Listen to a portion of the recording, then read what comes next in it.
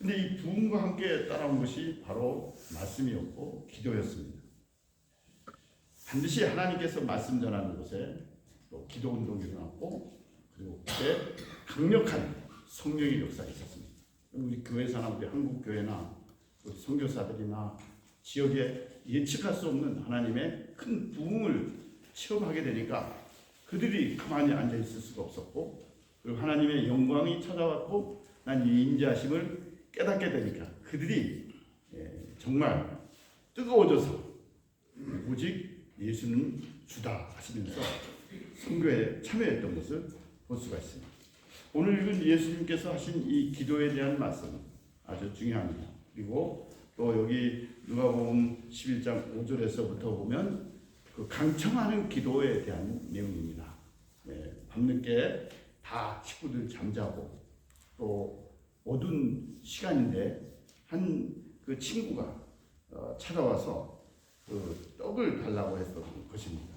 사실상 무례하고, 그리고 또 예의도 없고, 또 밤이고, 또 가족들이 있고, 늦은 밤이고, 이런데 그 강청해서 계속해서 좀 매달리고 이렇게 하니까 이 친구가 문을 열어서 그에게 이렇게 원하는 것을 들어줬다라고 얘기하는 것을 보여주고 있습니다. 이것은 뭐 오늘날 우리도 그냥 무조건 구하고 때렸으면 되고 막무가내로 하나님 앞에 막 그냥 애걸복걸하면은 들어준다 이런 개념이 아니라, 이것은 상당히 이 상대방 입장에서는 꼭 필요한 것이고, 또 친구가 그렇게 밤늦게까지 끈질기게 애타게 부르짖는 이 내용을 가만히 놔둬서는 안 되겠다 이렇게 하고 그 늦은 밤에 이 친구의 소원을 들어주셨다 이렇게 말해주고 있습니다. 그래서 예수님께서 마태복음 7장에도 말씀하신 것처럼 구하라, 찾으라, 두드리라 이렇게 말씀하시고, 그리고 이 누가복음 11장 여기 읽은 말씀대로 구하는 자에게 성령을 주시지 않겠느냐 이렇게 말씀합니다. 구하는 자에게 성령을 주시지 않겠느냐. 왜 예수님께서 뭐 많은 걸 주고 우리에게 응답도 되고 자녀 문제도 해결되고 뭐 교회 문제도 해결되고 우리 일상생활에 여러 가지 막 기적도 나타나고 이렇게 해야 되는데, 하나님께서 예수님을 통해서 구하는 자에게 성령을 주시지 않겠느냐. 그러니까 이것은 우리에게 있어서 가장 중요하고 가장 귀하고 가장 요긴하고 가장 합당한, 우리 신자들이 기도할 때 이렇게 가장 합당한 하나님의 영이 우리에게 충만히 임했을 때, 하나님의 영으로 우리가 충만히 지배받았을 때 이것이 가장 큰 선물이고 가장 큰 축복이고 가장 큰 응답이라는 것을 가르쳐주고 있습니다. 여러분, 우리가 예수님의 그런 사역을 볼 때 여러 가지 그런 모습들을 보지 않습니까? 그 수로보니게 여인 마태복음 15장에서 나오고 마가복음에도 나오고 이방 여인입니다. 이방 족속입니다. 자기 딸이 귀신 들려서 너무 그 아픈 마음을 가지고 예수님께 쫓아갔습니다. 딸의 문제는 자신의 문제 아니에요. 생사 문제잖아요, 딸이. 귀신 들려서 어려움 당하고 있는 이 불쌍한 여인이 예수님께 쫓아왔습니다. 무리들이 많이 쫓아왔습니다. 근데 예수님께 쫓아왔을 때 예수님은 이 여자가 소리 지르는데도 아무 대답도 않고 왔어요. 그러니까 제자들이 뭐 왜 떠드냐, 조용히 해라 막 이렇게 했는데 이 여인은 그렇게 하는데도 계속 이 여인에게, 이 예수님에게 쫓아왔습니다. 예수님이 한마디도 대답도 안 하고 갔잖아요. 그리고 또 예수님에게 이렇게 있는데 예수님께서 이렇게 이 여자가 이렇게 소리 지른다고 제자들이 그러니까 예수님이 이 여자를 보면서 자녀들에게 줄 떡을 개들에게 던지는 것이 합당하지 않다 그랬어요. 이방 여인인 걸 알고 얘기한 거예요. 이게 사실상 이방 사람이기 때문에 유대인들은 선민의식이 있잖아요. 그러니까 예수님은 이 여인에게 어떻게 보면은 조금 좀 깔보는 면으로 너는 이방인이기 때문에 나에게 이렇게 요구하는 건 합당하지 않다 이런 식으로 간접적으로 예수님께서 이 여인을 좀 하대했다 그럴까요? 뭐 하대 안 했다고도 얘기하는 사람도 있지만은, 그런데 이 여인이 얼마나 기가 막히겠습니까? 자기 딸 문제고 생사 문제고 자기 문제인데, 아, 예수님 이런 분이구나. 내가 왔는데 대답도 안 하고, 또 내가 왔는데 이렇게 무리하게 자녀들에게 줄 떡을 개들에게 주는 게 합당하지 않다. 자녀들에게 줘야 되는데 걔들에게 어떻게 주냐 이런 말 들을 때 얼마나 이 사람이 자존심 상하겠습니까? 여러분 우리가 오늘 대대 감정의 동물이잖아요. 우리 이성으로 이렇게 받는 것보다 무슨 일이 생기고 뭐 있으면 감정이 먼저 나오더라고요. 감정을 다스리지 못하는 건 그렇지. 나 예수님이 잘못한 거지. 아니 나에게 뭐 이렇게 좀 불쌍히 여겨주면 어때? 이렇게 할 수 있잖아요. 근데 이 여인은 뭐라고 말씀했어요? 주여 개들도 주인의 상에서 떨어지는 부스러기를 먹나이다 했어요. 부스러기를 먹나이다. 주인의 상에서 떨어지는 부스러기를 먹나이다. 얼마나 간절했으니까, 얼마나 겸손한 고백입니까? 부스러기라도 좋다는 거예요. 이렇게 간절하게 끈질기게 애절하게 생사 문제가 걸려 있는 것처럼 포기하지 않고 예수님께 나와서 부스러기라도 좋습니다. 이렇게 했다는 거예요. 부스러기라도 좋다. 주인의 상에서 떨어지는 부스러기라도 나는 좋습니다. 이렇게 했던 거예요. 그랬더니 이 여인에게 이 여인은 메가페이스다. 메가페이스다. 큰 믿음을 가졌다. 이렇게 말하고 있는 거예요. 여러분 이 기도와 이 믿음 떨어질 수 없더라고요. 믿음의 사람들은 엎드리는 사람들이다. 근데 우리들이 기도하다가 안 되는 게 많잖아요. 문제들이 이게 뭐 교회가 얼마나 이게 쉬운 일이 아닙니까? 쉬운 일이 아니잖아요. 이민 교회 그렇고 또 복음 전도하는 것, 전도하는 것도 그렇고 뭐가 이렇게 이루어져야 되는데 잡혀야 되는데 안 되는 거예요. 그러니까 우리가 기도를 중단해 버리는 거예요. 그래서 예수님께서 누가복음 18장 1절에도 그 비유로 말씀하셨잖아요. 항상 기도하고 낭망치 말아야 될 것을 비유로 말씀하셨다 그랬잖아요. 그러니까 기도가 사람들이 이런저런 조건으로 피곤하다 생각하고 뭐 기도해도 되는 게 없고 시간이 또 오래 걸리고 보이지 않는 하나님 앞에 우리의 속을 토해내야 되고 시간이 들어가고 땀이 들어가고 정성이 들어가야 돼. 뭐 잡히는 게 있어야죠. 그리고 뭐 좀 됐다 하면은 그때부터 또 기조 잃어버리고 언제 내가 그렇게 어려웠냐 힘들었냐 그렇게 하잖아요. 여기도 우리가 교회 하면서 새벽에 이렇게 교회 나오는 사람들이 가끔 있었어요. 근데 보면은 어려운 사람들이에요. 아들이 군대 갔는데 여기 거기 가서 그냥 그 사고가 난 거예요. 그래서 이게 다른 교회도 못 가고 가까운 데 있으니까 이제 새벽에 이렇게 나와서 기도하는데 얼마나 애절한지 아들이 군대 가서 이렇게 그리고 가서 제대할 판이에요. 이제 군대 들어가서 얼마 안 됐는데 그래 몇 개월을 나오시더라고.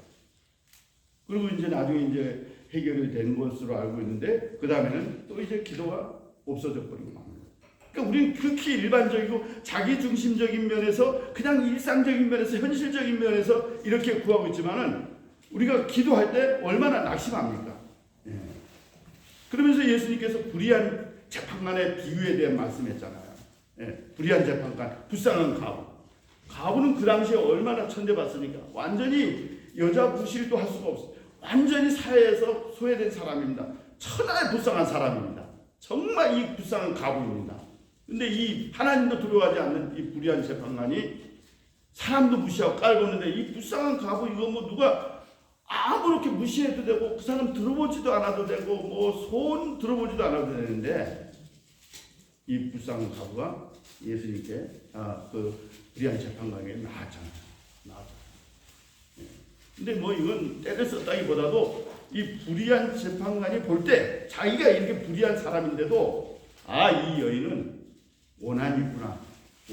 속에 맺힌 게 있구나. 이렇게 생각한 것을 듣고 그리고 이건 내가 안 들어주면 안 된다. 내가 뭐 하나님 뭐 우습게 여기고 사람도 우습게 여기는 사람인데 이 여인 안 들어주면 안 되겠다. 절실한 옳았어요. 옳은 거예요. 그래서 예수님께서 그 무서운 말을 하셨잖아요. 너희 속에 있는 원한을 풀어주지 않겠느냐 그랬습니까? 그러면서 18장 8절에 누가복음 18장 8절에 내가 인자가 올 때 세상에서 믿음을 보겠느냐 그랬어요. 세상에서 믿음을 보겠느냐. 다 믿음을 가지고 있죠. 근데 예수님 보실 때 정말 백부장같이 이 수로보니게 여인과 같이 또 이 불쌍한 가부와 같이 이렇게 기도하겠냐 이거예요. 엎드리겠냐 이거예요. 믿음의 사람 찾아보겠냐 이거예요. 예수님이 누가복음 24장에도 이제 예수님께서 말씀하셨잖아요. 그리고 이제 그 예수님이 누가복음 24장에도 내가 아버지께서 약속한 것을 너희에게 보내주시니 너희는 위로부터 능력이 입히울 때까지 이 성에 머물라 그랬잖아요. 예수님이. 예수님 승천하시면서 한 말이 이 성 떠나지 말라는 거예요. 예루살렘 떠나지 말라는 거예요. 사도행전 1장에 보면. 그 있는 자리, 그 자리가 얼마나 어려운 자리예요. 초기 기독교인들이. 제자들이, 여자들이, 배신문도들이 예루살렘 떠나면 쉽습니다. 편합니다. 위험이 없습니다. 그런데 예루살렘 떠나지 말고 거기서 기도하라고 하잖아요. 그래서 사도행전 1장 14절에도 여자들과 예수의 어머니 마리아와 예수의 아우들과 더불어 마음을 같이하여 오로지 기도에 힘쓰니라. 오로지 기도에 힘쓰니라. 오직 예수님이 약속하신 그 약속한 성령을 기다리면서 이들이 하나님 앞에 정말 생사가 달린 것처럼 기도했을 거예요. 예수 믿는 사람 잡아주고 예수님은 죽인 곳이고 그런 곳인데 예루살렘 떠나지 말라. 여러분 우리가 있는 자리 기도 자리입니다. 여러분들의 교회 자리, 섬기는 자리가 기도의 자리입니다. 억울한 일도 있죠. 답답한 일도 있죠. 전도의 문을 위해서 우리가 기도해야 되는 것입니다. 영혼 구령을 위해서 기도해야 되는 것입니다. 그런 부흥이 있어야 되는 거예요. 여러분 우리가 은혜 받고 얼마나 좋았습니까? 저는 예수 믿고 이렇게 뭐 장로님 집안에서 이렇게 자라고 이렇게 보수적인 교단에서 재건파 교회에 있어요. 재건파 교회. 저희 집사람 제 아내는 복구파였어요. 교회 신사참배 반대해서 교회를 재건하자. 그래서 재건파 나왔고 지금은 순장로 교회라고 그러잖아요. 복구파라 그래서 교회를 복구해야 된다. 이 기성 교회가 엉망이기 때문에 신사참배 반대한 사람들. 그런 교회에서 살아요. 복구파였어요. 복구파. 근데 은혜를 체험하고 나니까 논리적으로 이성적으로 알던 하나님이 성령이 임재하셔서 성령이 말씀 가운데 찾아오니까 뒤집어지더라고요. 뒤집어지더라고요. 기도를 할 수 감격하게 되고 뜨거워지게 되고 시간간 줄 모르고 말씀이 살아있었고 성령이 역사했었고 그러다 보니까 다른 사람들을 보는데 교회 교인들 그때 교인들을 볼 때요 이건 전도사였는데 전도사 받지도 않은 거예요. 완전히 평신도도 못하는 거예요. 새벽부터 기도하지요. 주일날 새벽 기도하지요. 토요일날 와서 또 교회 청소하고 전도하지요. 애들 신방하지요. 전도사 자격이 없더라고요. 그때부터 막 부흥이 일어나는데 하나님께서 그때부터 이제 전도를 이렇게 했던 게 몸에 뱄었어요. 여러분 우리가 그런 우리의 처음 은혜가 있었고요. 또 우리를 통해서 일을 하셨습니다. 여러분 우리가 목회 전도가 뭐 앞서서 하자 이게 아니더라고요. 선교라 이게 아니더라고요. 봉사를 먼저 해라. 세계 선교를 해야 된다. 다민족 선교를 해야 된다. 다 이건 둘째 셋째예요. 은혜의 자리가 중요합니다. 예루살렘 떠나지 않고 있는 그 자리에서 하나님 앞에 은혜를 체험하고 십자가를 체험하고 십자가 앞에서 자기가 죽어지고 그 사랑의 항복이 되는 거예요. 장악이 되는 거예요. 압도되는 거예요. 하나님의 사랑이. 어떻게 나를 이렇게 종으로 세워주셨나? 어떻게 나를 이렇게 구원의 은혜를 주셨나? 어떻게 나 같은 죄를 씻어서 피값으로 우리 죄를 담당하셨나? 그 주님의 은혜에 감격하고 거기서 붙들림을 받을 때 거기서 주님의 인자하심을 느끼는 거예요. 거기서 하나님의 사랑이 막 차고 넘치는 거예요. 그래서 거기서 막 이 오버플로잉이 되는 거예요. 예수님이 말씀하시고 누구든지 목마르거든 나에게 와서 마시라 그랬잖아요. 나를 믿는 자는 그 배에서 생수의 강이 넘쳐나리라 그랬어요. 생수의 강이. 요한복음 7장 30절에서 또 보게 되면 그래서 그 배에서 나온다는 말을 여러 가지로 그 얘기를 했습니다. 근데 그 ESV에서는 나를 믿는 사람은 성경 말씀대로 그 마음속에서 생수의 강이 흘러나올 것이다. 생수의 강이 흘러나올 것이다. 생수의 강이 흘러넘치는 거예요. 하나님의 성령이 찾아와서 업고잉이에요. 업고잉. 그래서 인커밍이 된 거예요. 성령이 역사하시고 인자하심을 체험하고 십자가의 그 사랑에 감격이 되고 거기서 역사하니까 이제는 아웃고잉이 되고 오버플로잉이 되는 거예요. 오버플로잉. 그러니까 그때는 나와 세상이 간 것도 없고 구속한 주만 보이는 거예요. 구속한 주만 보이는 거예요. 십자가의 능력이 내게 머무니까 성령이 역사하는 거 아니에요. 성령이 그냥 영이 아니잖아요. 하나님의 영이 로마서 8장에 그리스도의 영이라고 그랬잖아요. 예수님께서 내가 가면 너에게 성령을 보내실 것이다. 그 성령 보혜사라고 그랬잖아요. 보혜사는 어드보카트, 그 카운슬러, 그리고 또 헬퍼 다 이렇게 번역하고 있잖아요. 보혜사 성령이 세상 끝날까지. 그래서 그 성령이 오시면은 내가 너에게 모든 것을 가르치고 내가 너에게 말한 것을 생각나게 하시라 그랬잖아요. 요한복음 15장 26절, 요한복음 14장 26절에도 얘기해 주고 있잖아요. 예. 그러면서 요한복음 16장 14절을 보면 그가 내 영광을 나타내더니 내 것을 가지고 너에게 알리겠습니다. 여러분, 이 성령이 임재하고 성령 체험은 기분 좋고 감정이 좋은 게 아니에요. 예수님의 영으로 충만해지는 거예요. 하나님이 영으로 충만한 거예요. 예수님이 보내시는 성령, 하나님의 성령, 하나님이 보내시는 성령은 지금도 계속 보내시는 거예요. 이게 삼일체 교회에서 굉장히 중요합니다. 요한복음 14장 16장에 있는 내용, 하나님이 지금도 성령을 보내시고 예수님이 지금도 성령을 보내시는 거예요. 계속해서 우리에게 성령을 보내시는 거예요. 그 자리는 뭐예요? 기도하는 자리, 내가 있는 자리, 어려운 힘든 자리, 제대로 우리가 있어야 될 그 자리, 가정 그 자리, 골방의 그 자리, 그 자리가 중요하더라고요. 그 자리에서 결단이 나더라고요. 거기서 결심이 되고 거기서 모든 것이 다 이루어지더라고요.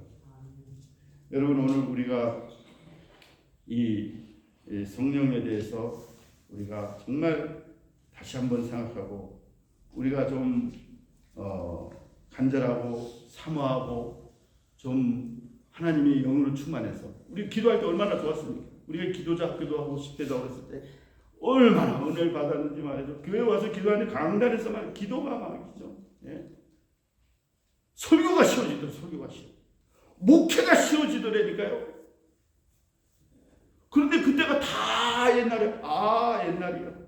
다 지나가 버렸고 벌써 이제 은퇴할 때가 됐고 은퇴가 됐고 시간이 다 지나고 순식간에 지나가요. 그때는 얼마나 뜨거웠었어요. 떠나지 않는 거예요. 환경 탓하지 않는 거예요. 목회는 누구 탓하지 말래요. 우리가 목사의 책임이더라고요. 목사의 책임. 목사의 책임이에요. 목회 우리가 교인 탓하면 안 됩니다. 네. 또 어렵다고 생각해도 안 됩니다. 어렵다고 생각하면 안 됩니다. 네.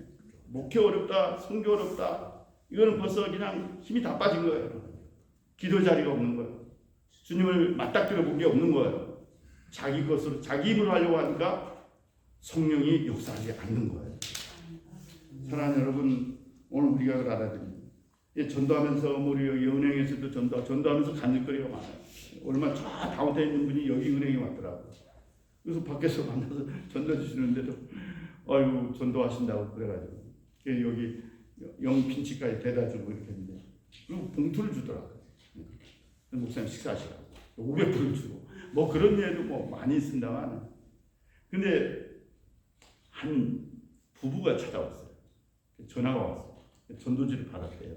목사님 만나고 싶습니다. 그래서 이제 교회 오라고 했어요. 그래서 여기 우리 이제 딱 가면 그 미팅룸이 있는데 거기에서 이제 두 부부가 왔어요. 근데 이분이 우리 여기 지금 뭐 방송에 안 나가니까 얘기하는 거예요. 춘천 한마음교회 교인이더라고요. 그래서 이제 좀 그분들의 신앙도 있고 좀 그런 것도 있고 그런데 까놓고 얘기하더라고요. 자기는 근데 이 교회가 이렇게 다른 교회 교인들을 보내주고 자기네 교회만 들어오라고 그렇게 하는 스타일은 아니에요. 그래서 이렇게 말을 듣지는 않고 있는데 이분은 예수님의 생애 중에서 가장 중요한 것이 부활이다 그랬어요. 그리고 신앙 고백이라고 했어요. 우리가 내가 만일 내 입으로 예수를 주로 신하잖아요. 그리고 그를 죽은 자 가운데 살리신 것을 내 마음에 믿으면 구원을 받을 것이요 입으로 신하여 구원을 받고 마음으로 믿어 의에 이르고 입으로 신하여 구원에 이르게 하셨잖아요. 로마서 4장 9절 그대로 적용하는 거 그대로. 모든 사람이 빌립보 2장에 예수를 주로 고백한 걸 다 고백했잖아요. 예수님이 주라고 고백하잖아요. 마이 세비어, 마이 로드 이렇게 고백하잖아요. 마이 킹 고백하잖아요. 그 고백 그대로 믿는 거예요. 이분은 주님이 주인이라는 거예요. 내 인생의 주님이 주인이라는 거예요. 그분이 겸손하게 얘기하더라고요. 그래서 자기는 새벽에 일어나서 기도하고 주님이 주인이시기 때문에 오늘도 주님의 통치를 받고 주님의 나라를 위해서 사는 것이다. 그러면서 이제 전도한다고 그렇게 얘기하시더라고요. 네. 그래서 야 이분이 그렇게 하면서 이제 그 자기가 동안 뭐 하는 걸 있더라고요. 그게 아마 몇백 불인가 되는 것 같아요. 그래서 저희한테 이렇게 헌금을 하시고 그렇게 하고 가셨는데, 여러분 우리가 교회는 우리 이사야 56장에 있는 것처럼 만인이 기도하는 집, 만인이 기도하는 집. 교회는 다른 게 없더라고. 기도하는 사람들 만들면 되더라고. 기도하는 사람, 기도하는 교인들, 기도하는 성도들.